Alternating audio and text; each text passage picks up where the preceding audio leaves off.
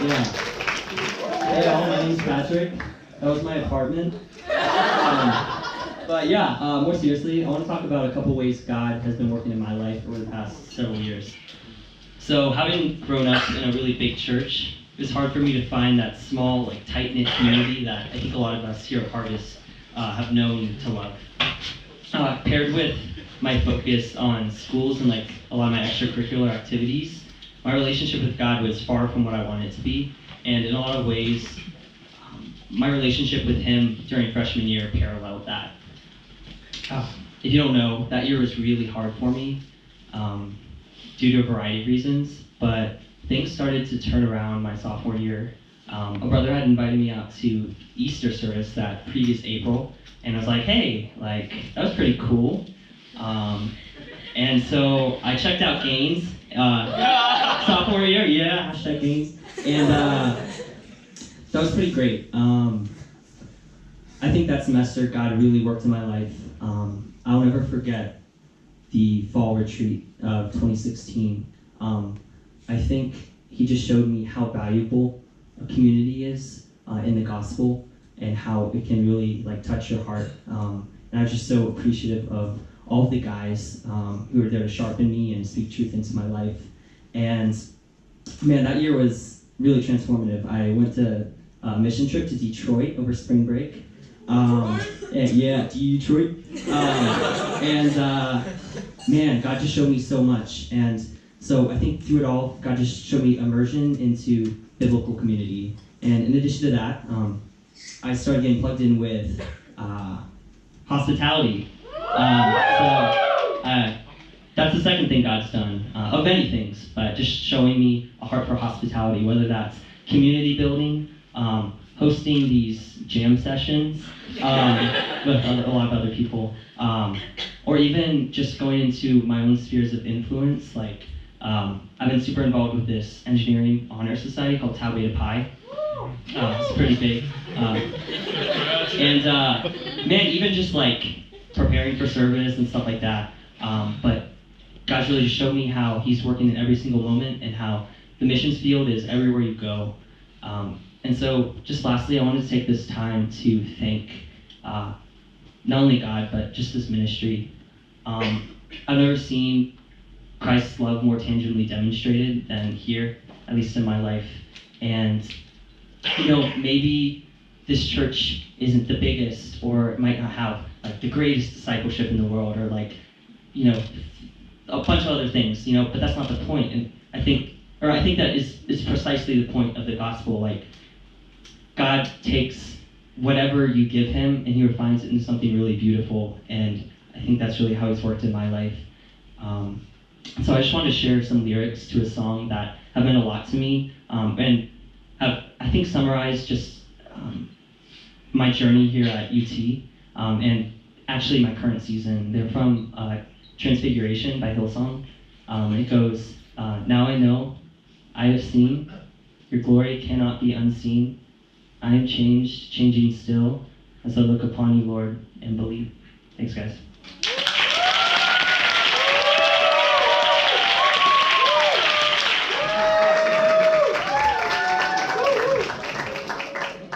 Hi guys, my name's Christine. I came into college thinking it was going to be 4 years that were all about me. I thought that this whole experience at UT was pretty much just to build up my career, learn new things about myself, become independent from my parents.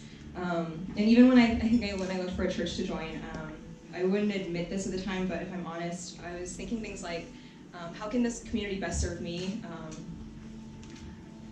Like, are they selfless enough to be loyal to me, even if I'm weird, or if people think, or people don't think that I fit in. So I remember I really loved freshman year because I felt like everybody was catering to my needs. People would ask me if I needed to go to HEB. Some people would take me out to dinner, and my sisters would pray for me after church, even if I didn't ask for it. And I felt like even in school, like every organization was wanting me to join their club. It was like Quidditch and stuff like that. I was like, oh, that's cool. Maybe next semester.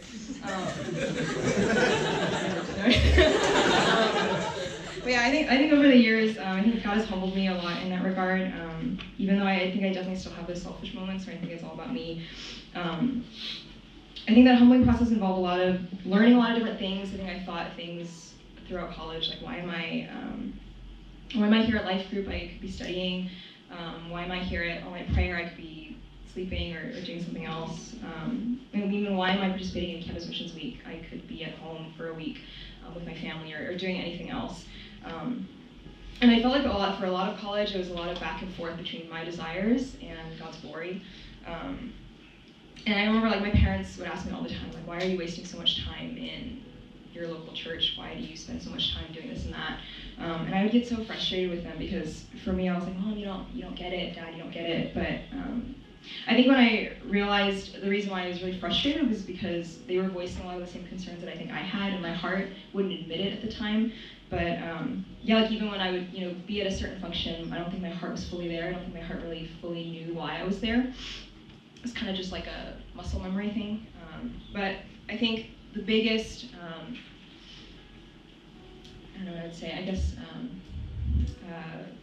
yeah, God showed me how much joy there is in store for those who follow Christ, and I think that was really transformative for me to learn, that my joy is not separate from God's glory, but it's very much wrapped in it.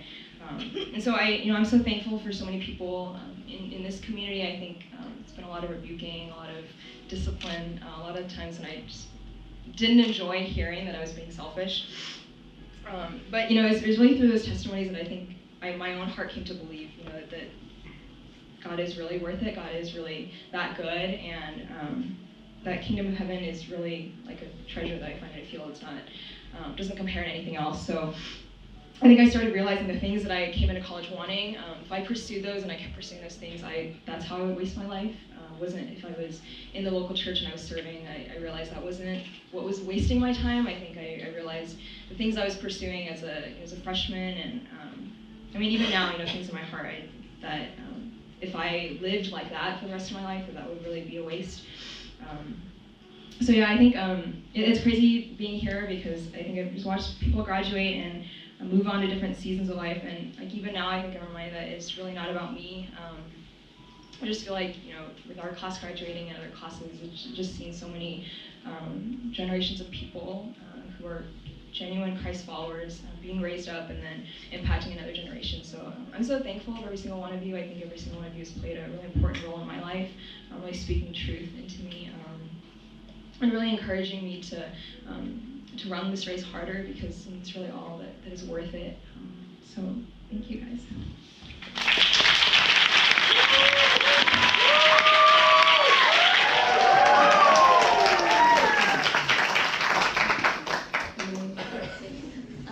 Hi, I'm Polly.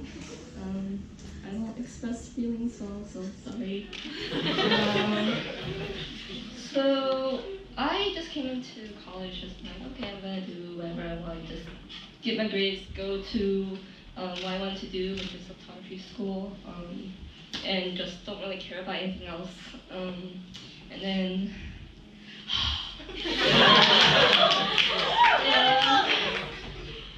so my sister invited me out to a lot of church things, and I just went because I was like, oh, I have nothing else to do, I'm just gonna go. But the more I went, the more I questioned about different things. Okay. Like why he demands so much, but why he also gives so much.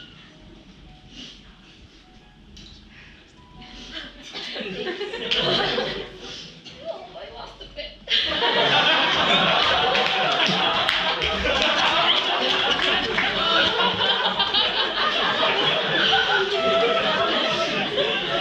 Okay, so there was just this one prayer where I remember it was like undergrad retreat, and I was just praying like, God, I don't know why I'm still here, but could you just open me up to you? And so that's when I accepted Christ, and yeah, it's just like it just felt really peaceful. It's like all the weights kind of lifted up, like I wasn't defined by how smart I think I am, or just the things I do. Yeah, so it was just really great. So year, but sophomore year, things change. It's not always an upward growth. It was actually a very downward hole. So I was actually considering stopping everything, stopping harvest, stopping church, like not even believing in God at all. But there was this one time I was just walking to class and the lyrics of "You're a good, good father, it's who you are, and I'm loved by you." And it's just who I am. And so, yeah, like at the time I didn't want to do anything, but just those lyrics coming to me out of the blue was like, it just kind of hit me, and I was just walking and crying at the same time. Yeah, it's like, no matter how far I run, no matter how much I doubt him, or no matter how much I purposely ignore him, he always comes and reaches out to me, and he always comes and picks me back up, no matter how awful I've been to him. So, yeah, it's just so great that God, that he calls each and every one of us his own son or daughter, despite everything that we do. So, so just through that, it's just, it's not always like, woohoo and boo, but it's him just continuing to work in our lives and just growing us up to be like him and do things for him, just through all the things, whether we know it or not. So.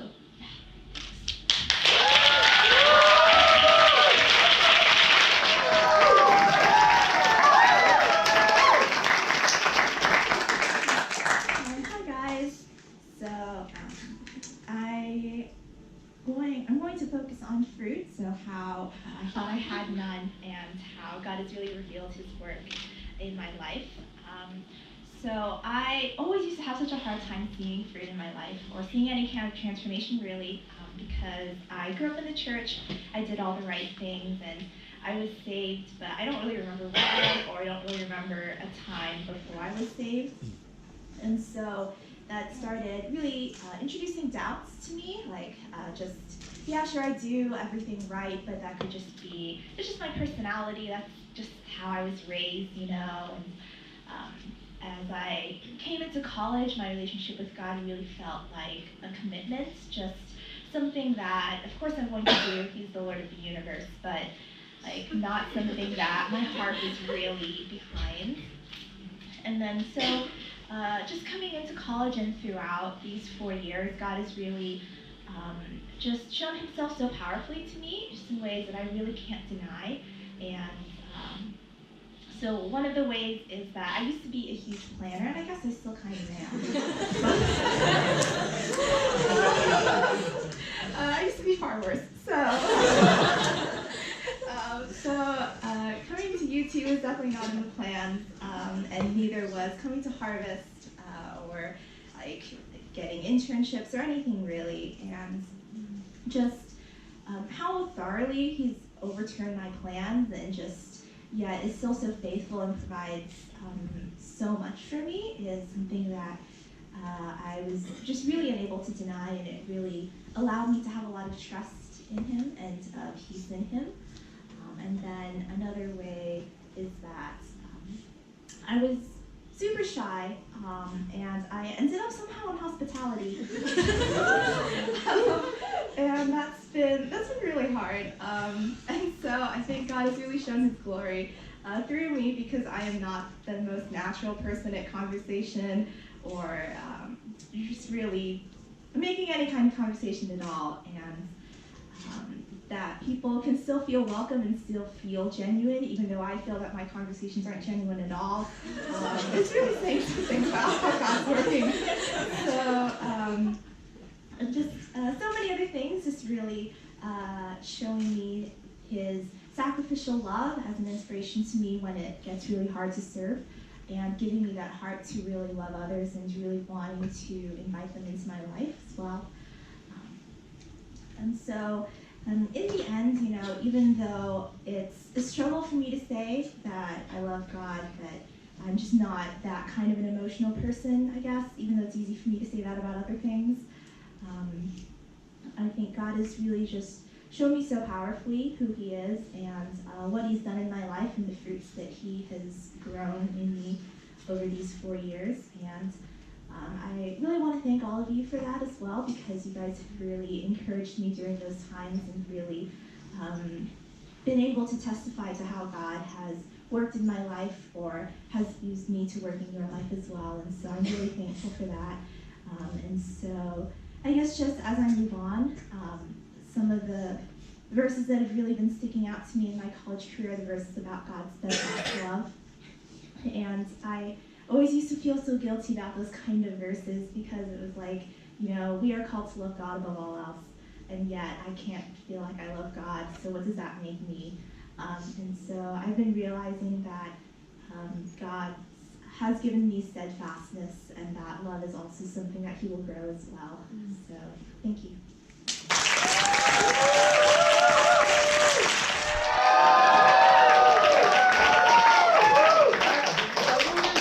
Hello, check.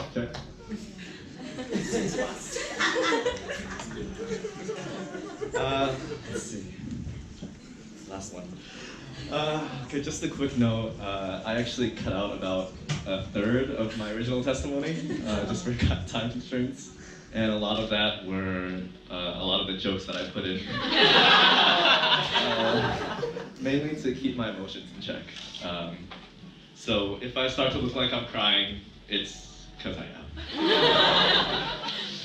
Okay. So I've struggled with depression for like almost 10 years now. Growing up, I kind of just hated myself because I could never really make friends. I just didn't know how. I felt like I was a mistake, and I would ask God why he made me this way, why he made me to be broken, dysfunctional, and alone. Eventually, I guess I learned how to make friends, but like no matter what, it always just felt temporary because I felt it was only a matter of time before they would finally see what I see when I look at myself.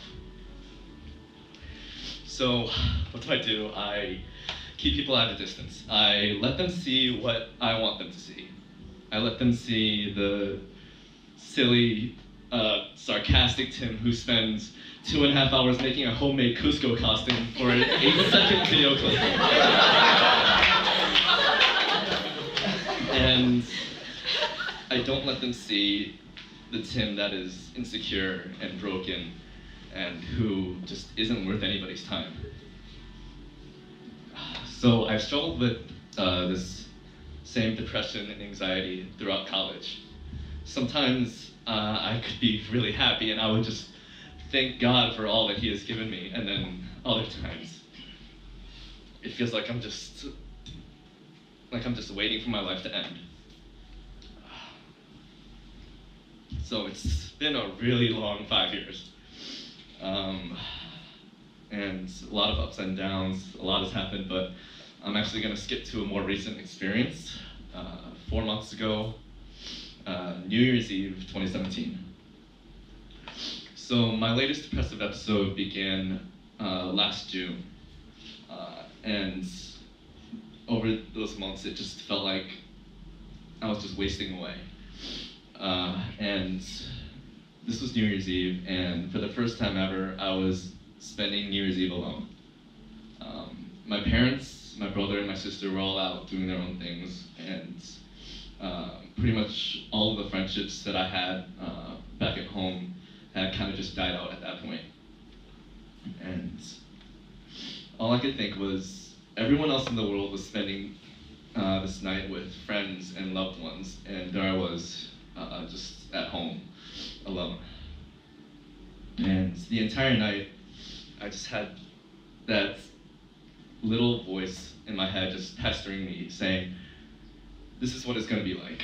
Your friends are going to get tired of you, and every New Year's, Christmas, birthday, all of it will just be spent alone, just like this.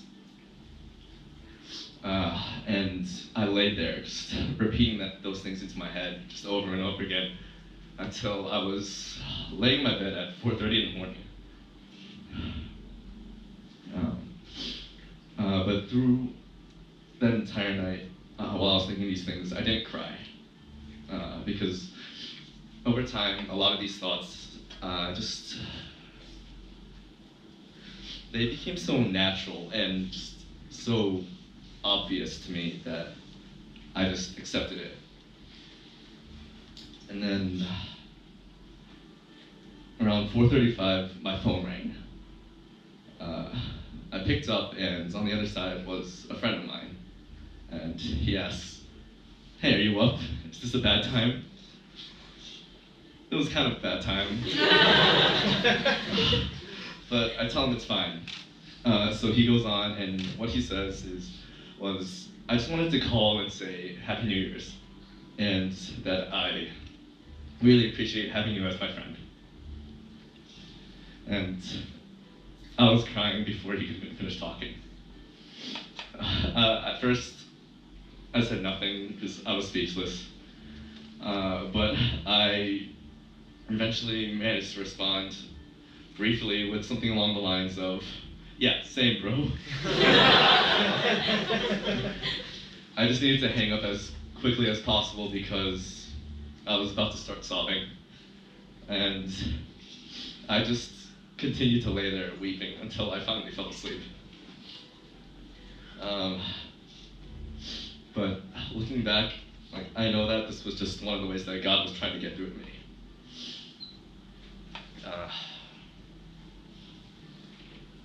I wish I could say that I woke up the next day a changed man, rid of depression and doubt. And I wish I could say that I'm all better now, even though it's 4 months later. But it didn't just go away. The Lord has had to remind me over and over again, year after year, all throughout this time in college, that I am loved. That wasn't the first time I've had one of those experiences, and I don't think it's gonna be my last. It's so simple, and he's been just telling me for years. During my first year at UT, I actually dropped out for a semester, and when I came back, I was in a life group called Divine. Early on, we had this activity where we had to address a postcard to ourselves and write something. So I still have it.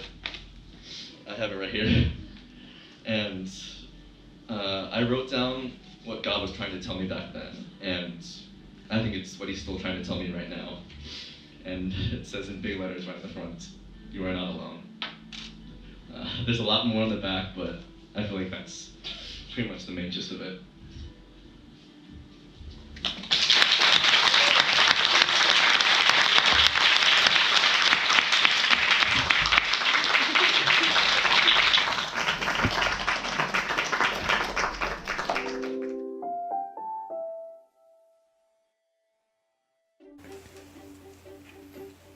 So, what do you guys like?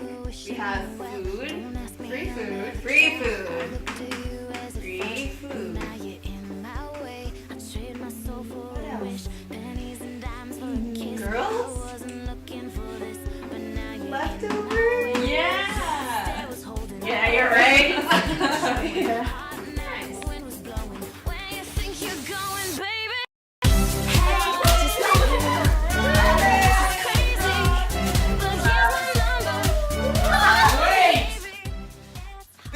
Grad night appreciation, not brothers appreciation.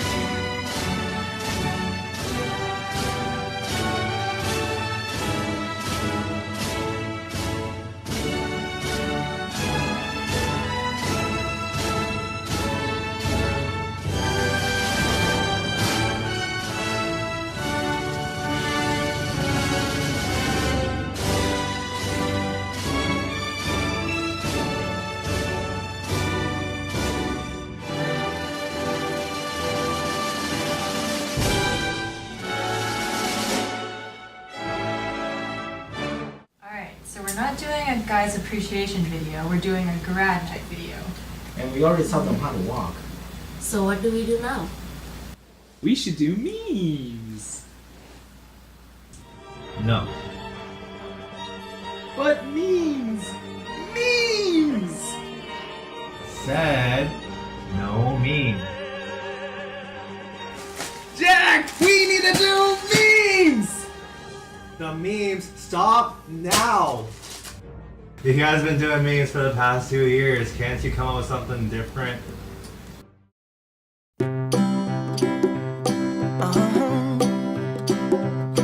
If you ever find yourself stuck in the middle of the sea, I'll sail the world to find you. If you ever find yourself lost in the dark and you can't see, I'll be the light to guide you. Find out what we're made of when we are called to help our friends in need. You can count on me like 1, 2, 3, I'll be there. And I know when I need it, I can count on you like 4, 3, 2, and you'll be there. 'Cause that's what friends are supposed to do, oh yeah. Ooh,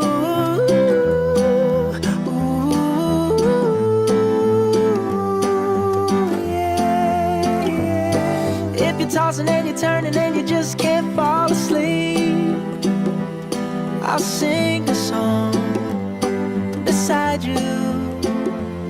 And if you ever forget how much you really mean to me, every day I will remind you. Oh, find out what we're made of when we are called to help our friends in need. You can count on me like 1, 2, 3, I'll be there. And I know when I need it, I can count on you like 4, 3, 2, and you'll be there. 'Cause that's what friends are supposed Like and subscribe. What are we pointing at? The like. I feel like we're just pointing at the sriracha. Sriracha! Hi, Tempest. On behalf of Empire, we just wanted to say thank you for all the ways that you poured into us and invested in us throughout these past 4 years. It really flew by, but whether it was in a big way or a small way, you really have impacted our lives. And so we have prepared a booklet of tangible memes that you can remember this night and just commemorating everything that God has done in your life. But I guess like when you run into stress in adult life, you can something to laugh at. So yeah, thank you so much.